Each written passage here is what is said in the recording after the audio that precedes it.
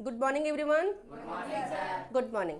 देखो हम लोग जो चैप्टर पढ़ रहे हैं केमिकल रिएक्शन एंड इक्वेशन, रासायनिक अभिक्रिया एवं समीकरण, उसमें से आज का जो टॉपिक है, टॉपिक का नाम है भौतिक अवस्थाओं के संकेत। इंग्लिश में इसको कहते हैं सिंबल ऑफ फिजिकल स्टेटस। ठीक ना, हिंदी और इंग्लिश बाइलिंगुअल हम लोग पढ़ रहे हैं। देखो इसमें से भौतिक अवस्थाओं के संकेत मतलब होता है कि कोई भी मैटर है, मटेरियल है, तो वो मटेरियल लिक्विड है या सॉलिड है या गैस है या एक्वस है, तो उसको जब हम क्या करते हैं, उसका जब इक्वेशन हम लिखते हैं, उसका जब सूत्र लिखते हैं, तो सूत्र के साथ जो है सो उसके पास सिंबल के रूप में हम लोग दर्शाते हैं कि ये क्या है। जैसे कि फॉर एग्जांपल यहाँ पर सूत्र लिखा हुआ है, इक्वेशन लिखी हुई है, तो ये जो इक्वेशन लिखी हुई है, इस इक्वेशन को और करेक्ट करने के लिए हम लोग क्या करते हैं कि ये जैसे कि आयरन हुआ, ये वाटर है, और आयरन और वाटर मिलकर के फेरिस ऑक्साइड बना, ठीक ना, फिर यहाँ हाइड्रोजन है, तो ये जो बना है और ये जो है ये सब है क्या, इसी चीज को हम लोग क्या करते हैं इक्वेशन में ऐड कर देते हैं इसके साथ में, ताकि जो इक्वेशन है वो इक्वेशन और करेक्ट लगे और अच्छा लगे, सुटेबल लगे। लेकिन सबसे पहले हम लोग को ये जान लेना होगा कि मान ले कोई सॉलिड रहता है तो हम लोग क्या लिखते हैं, लिक्विड रहेगा तो उसका सिंबल हम लोग क्या लिखेंगे, गैस रहेगा तो उसका सिंबल क्या लिखेंगे, समझा कि नहीं। तो एक चीज ध्यान देना कि जब भी सॉलिड रहता है तो सॉलिड मतलब ठोस, सॉलिड मीन्स क्या होता है, ठोस, तो उस कंडीशन में इसका सॉलिड का जो लिखते हैं वो क्या लिखते हैं, एस लिखते हैं सॉलिड का। और लिक्विड जो होता है, लिक्विड को क्या कहते हैं हिंदी में, द्रव्य, इसका एल लिखते हैं। और गैस जो होते हैं, गैस, और इस गैस का क्या लिखते हैं हम लोग, जी। और एक होता है जब कोई मटेरियल या मैटर वाटर के साथ मिलकर के कुछ बनता है, पानी के साथ मिलकर के कुछ बनता है, तो उसको हम लोग कहते हैं जलीय विलयन। इंग्लिश में उसको कहते हैं एक्वस ह्यूमरस, एक्वस ह्यूमरस। तो एक्वस ह्यूमरस जो होता है या जलीय विलयन जो होते हैं, जलीय विलयन जो होते हैं, इसको जो हम लोग डिनोट करते हैं वो किससे, AQ से लिखते हैं, किससे, AQ से लिखते हैं, ठीक ना। अब यहाँ पर ध्यान देना, ये आयरन है, लोहा सॉलिड होता है, गैस होता है, लिक्विड होता है, सॉलिड होता है, तो सॉलिड होता है तो इसके बगल में हम लोग क्या लिखेंगे, S। वाटर क्या है, लिक्विड है, और लिक्विड है तो इसके बगल में हम लोग क्या लिखेंगे, L। और ये जब वाटर से मिलके बना है ये, तो ये एक तरह का एक्वस हो गया। अब एक्वस हो गया तो इसको हम क्या लिखेंगे, ये Q। और ये क्या है, हाइड्रोजन गैस है, हाइड्रोजन रिलीज हो रहा है, तो हाइड्रोजन गैस है तो इसके बगल में हम लोग क्या लिखेंगे, G लिखेंगे। तो कहने का मतलब हुआ, जब रासायनिक समीकरण में हम लोग उस तत्व या कंपाउंड के पास जो है वो कौन सा स्टेटस में, कौन सी अवस्था में है, उस अवस्था को जब लिख देते हैं ना, तो उसे ही भौतिक अवस्था के संकेत कहते हैं।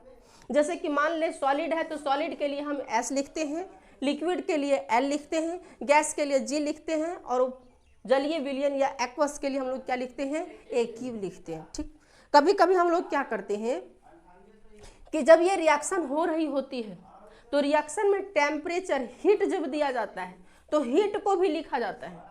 कैटेलिस्ट कोई रहता है, उत्प्रेरक, जैसे कि वैसा पदार्थ जो रासायनिक अभिक्रिया को और तेज कर देता है, उसको कहते हैं उत्प्रेरक। तो उत्प्रेरक को भी यहीं पर एरो के पास ही हम लोग लिखते हैं।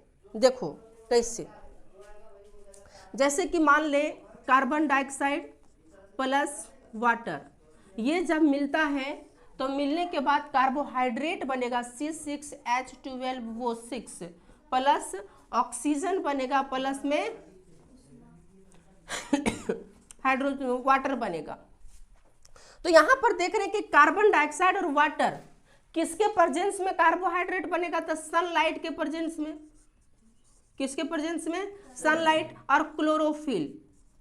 ये वाला रिएक्शन तुम लोग पढ़ी हो, क्लोरोफिल। देखो कहने का मतलब है, पेड़ पौधा जब अपना भोजन बनाता है तब पेड़ पौधा को भोजन बनाने के लिए कितना चीजों की जरूरत पड़ता है, प्रकाश संश्लेषण की क्रिया जो होती है, फोटोसिंथेसिस जो प्रोसेस होता है, वो कितना चीजों की जरूरत पड़ता है, क्या क्या जरूरत पड़ता है, carbon dioxide, water, sunlight, chlorophyll होता है ना। तो क्या होता क्या है कि जैसे कार्बन डाइऑक्साइड और वाटर की जरूरत है यहाँ पर, ये मेन कंपोनेंट है, लेकिन ये किसके प्रेजेंस में, तो सनलाइट इसको चाहिए, बाहर से ले रहा है, और क्लोरोफिल में ये भोजन बन रही है, समझा कि नहीं। तो हम लोग क्या करते हैं, एरो के ऊपर और नीचे इसको लिख देते हैं, एरो के ऊपर और नीचे लिख देते हैं, तब जा करके हमारा ये कार्बोहाइड्रेट तैयार होता है। बैलेंस नहीं कर लेना, ठीक ना। तब क्या तैयार होता है, कार्बोहाइड्रेट, समझा कि नहीं।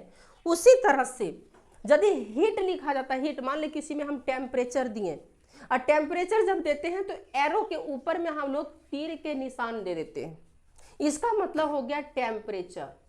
इसका मतलब क्या हो गया, टेम्परेचर। मतलब कि हम इक्वेशन जब कर रहे हैं तो उसको गर्म कर रहे हैं, उसको टेम्परेचर दे रहे हैं, और टेम्परेचर देने के बाद जो है सो वो रिएक्शन बन रहा है। तो हम लोग तीर के ऊपर में टेम्परेचर के लिए क्या दे देते हैं, ट्रायंगल का सिंबल। किसका सिंबल, ट्रायंगल का। ये ट्रायंगल है ना, त्रिभुज समझते हो रे, त्रिभुज है ना ये, तो त्रिभुज का सिंबल दे देते हैं। कभी कभी जो है यहाँ पर कैटेलिस्ट का यूज किया जाता है। कैटेलिस्ट कहने का मतलब मान ले कोई अभिक्रिया हो रही है, जैसे कि दो इंसान लड़ रहा है, कोई तीसरा इंसान आ गया और बहका दिया उसको और लड़ने लगा वो, समझा कि नहीं। तो जो कोई काम हो रही है उसको और उत्प्रेरित कर देता है, तो उसको कहते हैं उत्प्रेरक, इंग्लिश में उसको कैटेलिस्ट बोलते हैं। कोई अभिक्रिया हो रही है और इस अभिक्रिया में यदि निकेल आ जाता है, निकेल, ये निकेल एक तरह का उत्प्रेरक का काम करता है।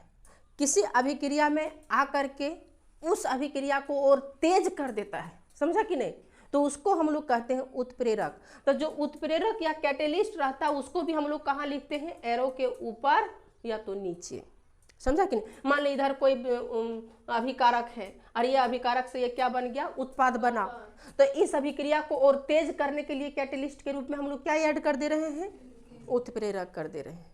तो ये था भौतिक अवस्थाओं के संकेत। यानी भौतिक अवस्था कोई भी अभिक्रिया जब हम लिखते हैं तो उस अभिक्रिया में हम लोग करते क्या है, जो मटेरियल होता है, जो मैटर होता है, जो सब्सटेंस होते हैं, वो कौन से स्टेटस में है, उसके बगल में उसके स्टेटस को सिंबल के थ्रू से उसको डिनोट करते हैं।